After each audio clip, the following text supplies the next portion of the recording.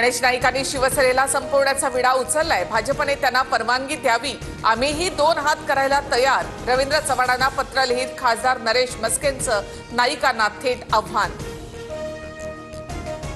गणेश नाईकांपासून महिला लांब का पळतात, आम्हाला जास्त बोलायला लावू नका। नाईकाने शिंदेना दिलेल्या इशाऱ्यानंतर शीतल म्हात्रेंचा पलटवार। एकनाथ शिंदेनी गणेश नाईक आणि अंबादास दानवे यांच्यावरील प्रश्नावर बोलणं टाळलं। भाजपने परवानगी दिली तर यांचं नामो निशाण मिटवून टाकू, नाईकांचा इशारा। तर दानवे काही दिवसात आमच्यासोबत दिसतील, सामंतांचा दावा। मुंबई महापालिकेत सत्ता स्थापनेसाठी भाजपच्या हालचाली। संध्याकाळी मुंबई भाजपच्या महत्त्वाच्या नेत्यांची फडणवीसांसोबत बैठक। मुंबईतील सत्ता समीकरणासह गटस्थापनेवर चर्चा होणार।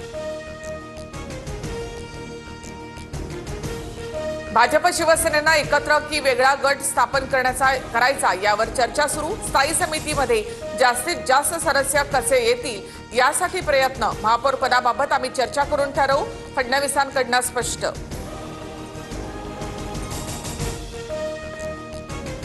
शिवसेनेचे 29 नगरसेवक आज कोकण भवनामध्ये जाणार नाहीत। शिंदे मुंबईत नसल्यामुळे गटनोंदणी पुढे ढकलली। उद्या किंवा परवा प्रक्रिया होणार।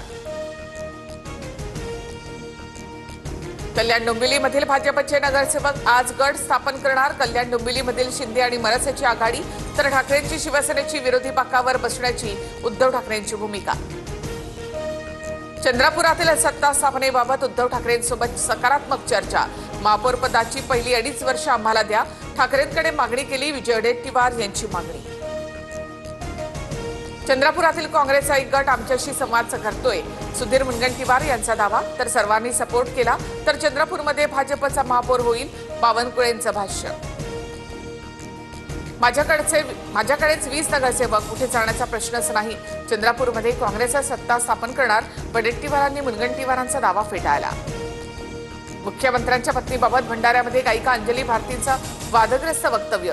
अंजली भारतीच्या वक्तव्याने नव्या वादाची शक्यता। महिला आयोग अंजली भारतीला नोटीस पाठवणार। अंजली भारतीच्या वक्तव्याची महिला आयोगाकडून गंभीर दखल। आक्षेपार्ह वक्तव्यावर तात्काळ कठोर कारवाई करावी। अंजली भारतीवर कारवाई करण्याचे भंडारा पोलिसांना निर्देश। भाजप पाठोपाठ ठाकरेंची शिवसेनाही अंजली भारती विरोधात आक्रमक। महिलेविषयी आक्षेपार्ह वक्तव्य नको, संजय राऊतांची प्रतिक्रिया। तर कायद्यानुसार कठोर कारवाई व्हावी, पेडणेकरांची मागणी। पुण्यामध्ये सासरच्या छळाला कंटाळून विवाहिता दीप्ती चौधरीची आत्महत्या। सासूच्या निवडणुकीसाठी 10 लाख, नवऱ्याकडनं कारसाठी 25 लाखाची मागणी। गर्भपातासाठी सुद्धा दबाव टाकला, नातेवाईकांचा आरोप। महिला आयोगाच्या अध्यक्षा रुपाली चाकणकर यांच्याकडून दीप्ती चौधरीच्या कुटुंबियांची भेट। पीडितेच्या पती आणि सासूला अटक, सासरा दीर फरार। गर्भलिंग निदान चाचणी केलेल्या रुग्णालयातही चौकशी सुरू, चाकणकरांची माहिती। डॉक्टर बाबासाहेब आंबेडकर यांचं नाव भाषणामध्ये अनावधानानं राहून गेलं। नाशिकमधल्या प्रकारानंतर मंत्री गिरीश महाजन यांच्याकडनं दिलगिरी व्यक्त। दिलगिरी शब्द पोकळ, महाजनांनी माफी मागावी। वनरक्षक अधिकारी माधवी जाधव यांची मागणी। गिरीश महाजन यांना बाबासाहेबांचं नाव घ्यायला लाज वाटते। संविधानाला विरोध करणारे असल्यामुळे त्यांचा संविधानावर विश्वास नाही, वडेट्टीवारांची टीका। मंत्रालयामधील बैठकीत उपसमितीकडनं मराठा आरक्षणासंदर्भात चर्चा। जिल्हा परिषद निवडणुकीनंतर सातारा गॅझेट लागू करण्याचा निर्णय होण्याची शक्यता।